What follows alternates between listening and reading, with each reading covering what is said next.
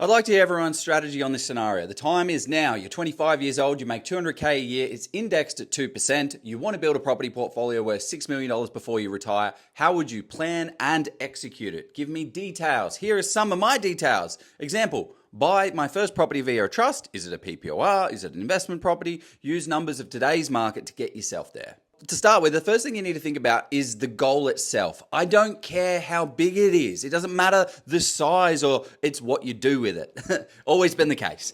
So a $6 million portfolio is not necessarily retirement, right? A $6 million portfolio with $4 million worth of debt is very different to $6 million with $1 million worth of debt spinning off a 6% net yield. Before buying anything, I want to work out my ideal retirement age and the passive income target so that we can reverse engineer to get there. So let's assume it's a $6 million property portfolio by the age of 40 and it wants to produce $150,000 of passive income. Assuming that you have no credit card debt, you can fund this first purchase and you're actually saving a meaningful amount of your income. This is how I'd go about and do it. So my man, you're 25, you're already crushing it. You got $200,000 a year. That's a killer starting point. You probably work in the mines, but I know you work your ass off. So the problem is though, that 200K, it's not how much you make, it's how much you keep of it. So the salary is there to get your initial deposit, and it's to afford the negative cash flow of the portfolio as you scale and grow it out. And why do we want that? Well, because we want the banks to say yes, yes, yes, like Harry met Sally. Now, you're too young for that one, so maybe Google what that means. But then you've got the spicy choice, right? Am I going to go principal place of residence, or am I going to go an investment property first? For someone whose goal is to build a $6 million property portfolio, I'd 100% go investment first and then rent vest. That doesn't mean a PPOR is bad. It just means a principal place of residence needs to be treated as more of a lifestyle decision rather than automatically calling it investment. If someone buys a $1.5 million home because the bank says they can afford it, they automatically burn through all their cash, all their borrowing capacity, and their monthly cash flow is too large to be able to get them income producing assets and scale that portfolio. So we've made the decision. We're now investing. So you have to answer the question, what does this next property need to be to allow me to buy the next one? I would also not automatically buy the first property through a trust. A trust is a tool, not a strategy, especially after all these recent negative gearing changes. You need to think about it and you need correct advice. So before investing, I would get an investment savvy mortgage broker, an investment savvy accountant that deals with property, and then model both buying in the company, buying in a trust, or buying in your personal name. The structure is crucially important because that's how you scale. And you're probably thinking, well, why do people do these structures anyway? The whole point of the structures is to solve a problem. And typically it's a borrowing capacity problem. So for the first property, I would go out there and purchase an investment grade house around $650,000 to $750,000. I would want owner occupier appeal. I would want constrained supply. I'd want a diversified economy. I would want reasonable rental demand. And I would want a 4 to 5% yield, somewhere in between there for the first acquisition. Now, everyone loves development, but I wouldn't be starting this one with a major development. I would look for something relatively simple to hold, easy to go about, because I would be looking for value add, something that you can do a renovation on. You can do a 3-bed conversion to a 4-bed. You can get an ugly property that requires cosmetic renovations or has a block for subdivision into the future where you can possibly put a granny flat on, right? That first deal really needs to help and support 3 things: equity, manageable cash flow, and enough remaining borrowing capacity so that you can go out there and go again. So buying a $1.5 million property would stop that. Now, below is a totally fictitious example that I'm going to run through. So in reality, you would be mixing up asset types. You would be doing lower value units to keep your cash flow situation looking stronger and better so that you can actually continue acquiring and building out the portfolio asset base. But I thought I'd just list out high level what a few purchases could do. So young gun, age 25, we're going to go purchase a 600 to 700, let's say $700,000 purchase. Age 27, 2 years later, we buy another 700,000. 3 years on, 700,000. Age 31, we're going to buy another 700,000. Age 33, we're going to buy another 700,000. Now, I'm deliberately only using a 5% capital growth, and I'm not plugging in fantasy numbers like 8, 10, 12%.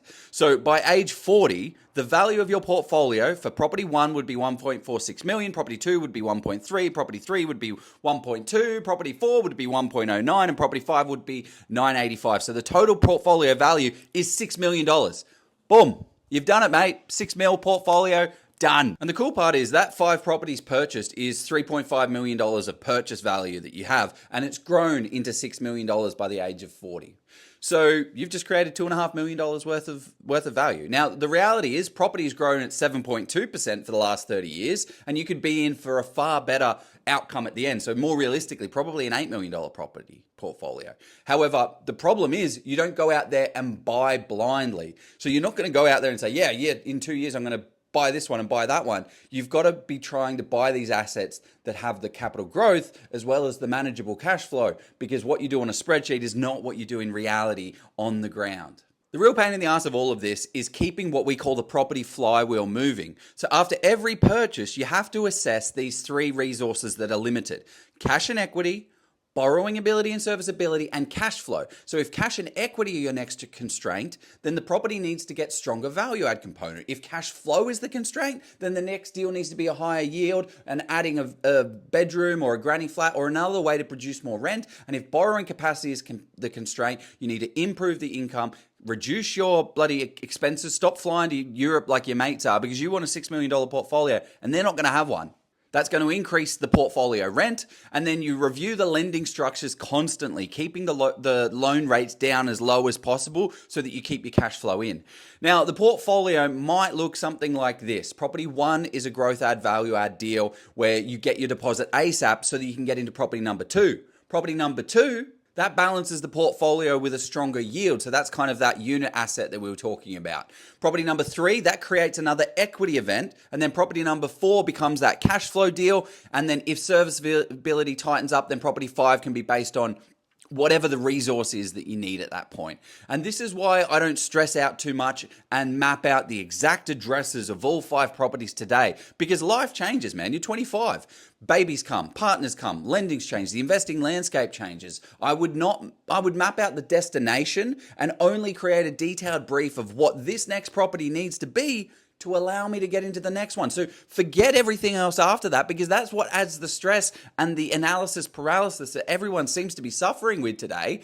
What has this got to be to get me into the next one? And then focus on this one perfectly.